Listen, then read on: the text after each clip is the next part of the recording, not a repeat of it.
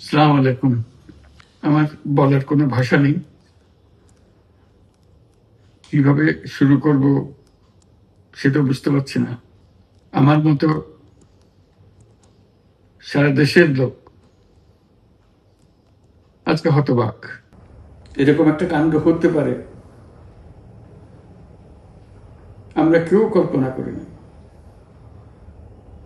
কারো ধারণার মধ্যে ছিল না। কিন্তু এই অবিশ্বাস্য জিনিস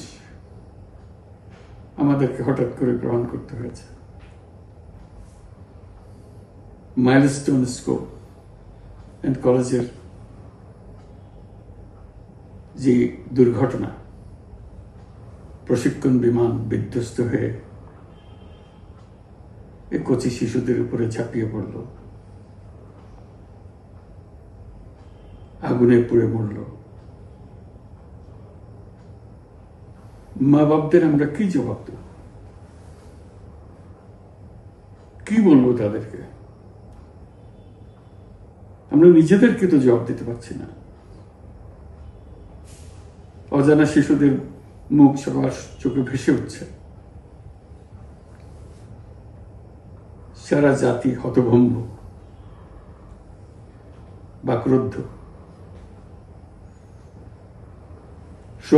শোকাহত বললে খুব কম বলা হবে। এই দুর্ঘটনার রেশ এখনো কাটেনি। এখনো লাশ আসছে হাসপাতালে, এখনো হাসপাতালে মারা যাচ্ছে। মা বাবা এখনো খোঁজ নিচ্ছে আমার সন্তান কোথায়,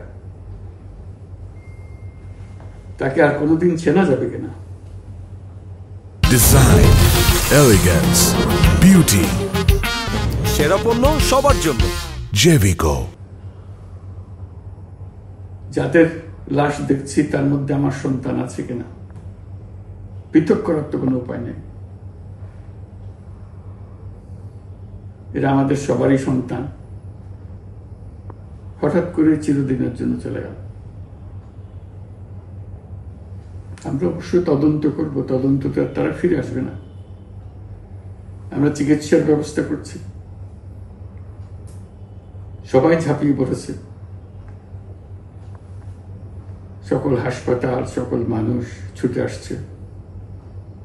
আমরা সবার কাছে অনুরোধ করছি, হাসপাতালে ভিড় করবেন না, কারণ যারা আহত তাদের জন্য এটা ভালো না।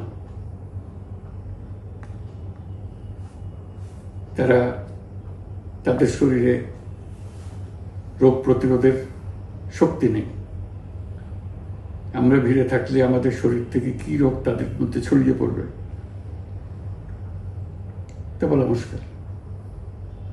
কাজে দূরে থেকে দোয়া করেন সবাই।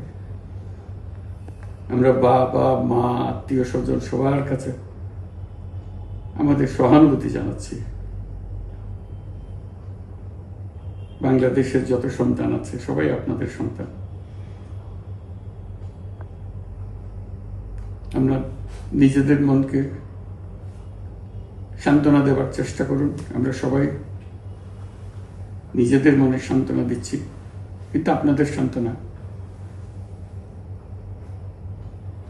বিরাট ব্যাপার। আমরা সবাই আপনাদের সঙ্গে আছি, জাতির সমস্ত লোক আপনাদের সঙ্গে আছে। আমরা তাদের জন্য শোক দিবস ঘোষণা করেছি।